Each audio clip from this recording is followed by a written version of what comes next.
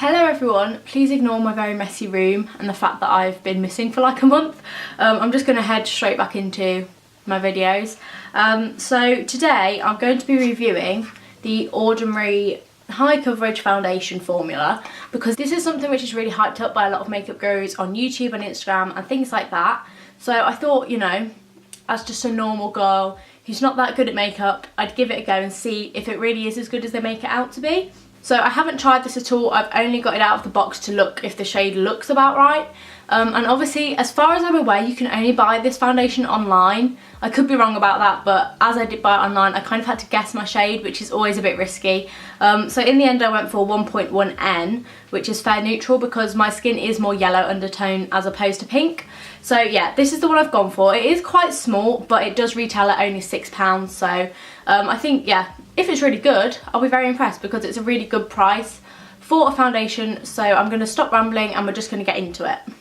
So I've never really done like one of these first impression foundation reviews before, but what a lot of people do is do half their face with a beauty blender and half with a brush just to see which applies better. So I'm just going to follow their kind of route and do that as well.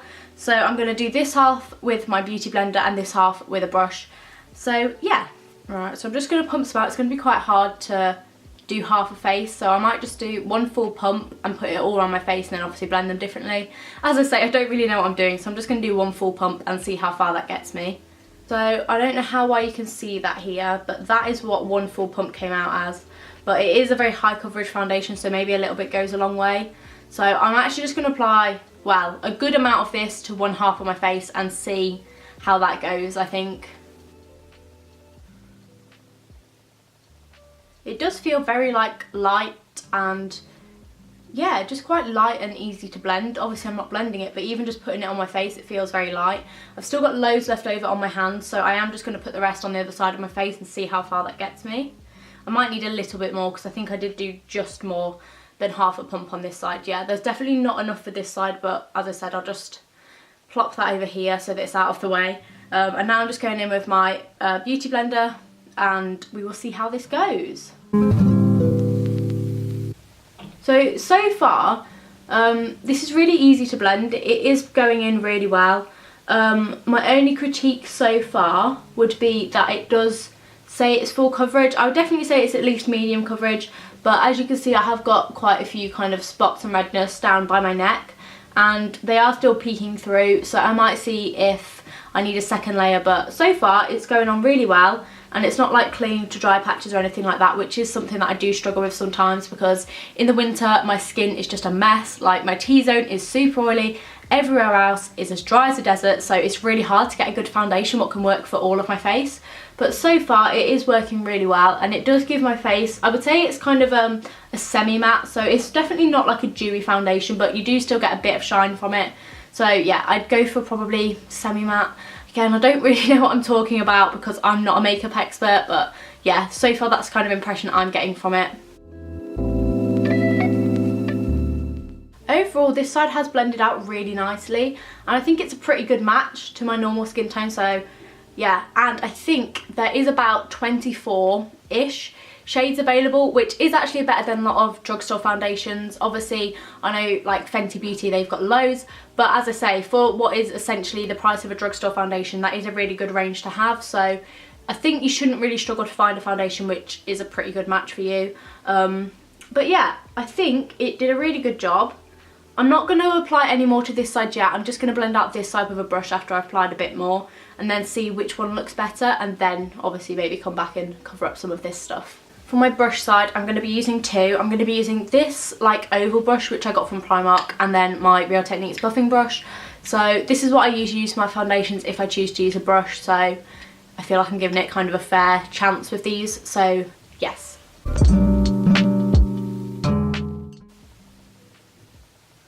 Again, this side does blend out really well, but I feel like it takes a bit more work than the Beauty Blender side did, just because I can see certain areas where there are like kind of lines where I'd have to really make sure that I'd got like all of it out, because no one wants streaky foundation.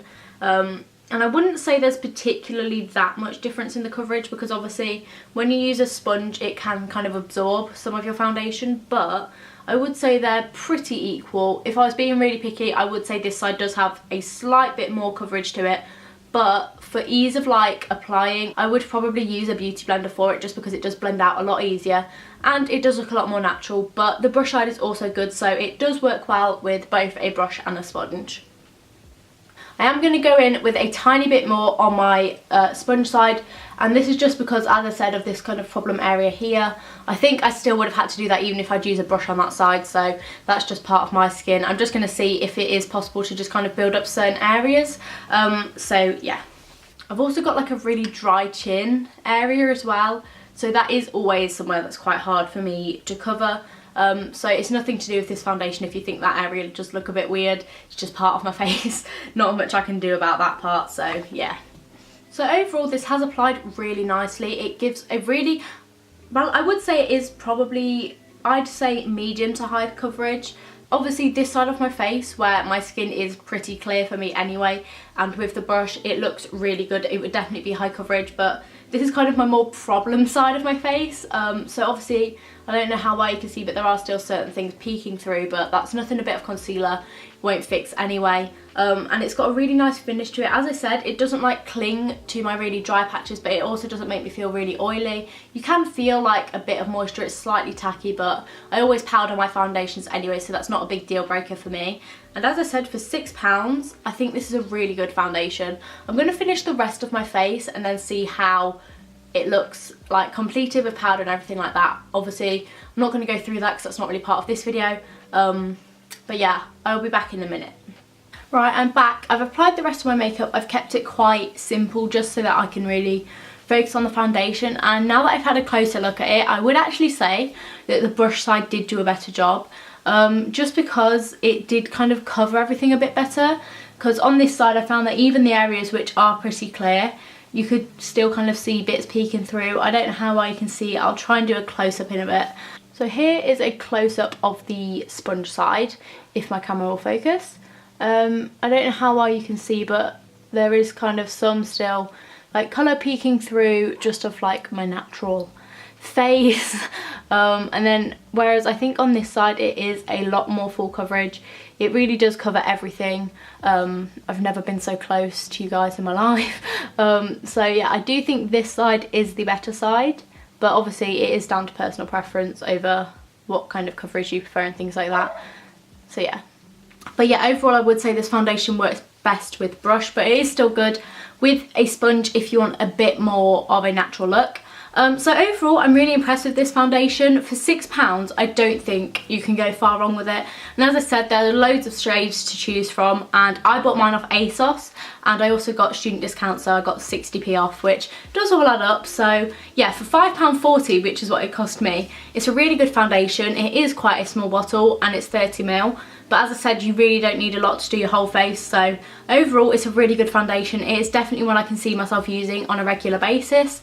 So I hope this review was helpful to you guys. If you have any other suggestions of foundations to try out, do let me know, or any other kind of beauty products, because I mean, as I said, I'm not very good at makeup, so I think having like just like a normal teenage girl give you her impression, it gives you quite a good idea of what someone who doesn't even have much skill can do with it. So yeah, anyway, I'm going to stop rambling. As I said, I hope you enjoyed this video. If you did, you can give it a thumbs up and subscribe down below. I try and make videos every Saturday. It doesn't always happen, but I do try. So yeah, if you'd like to see those, you can subscribe. But that is all I have to say today. So I really hope this video was helpful, and I will see you guys very soon with another video.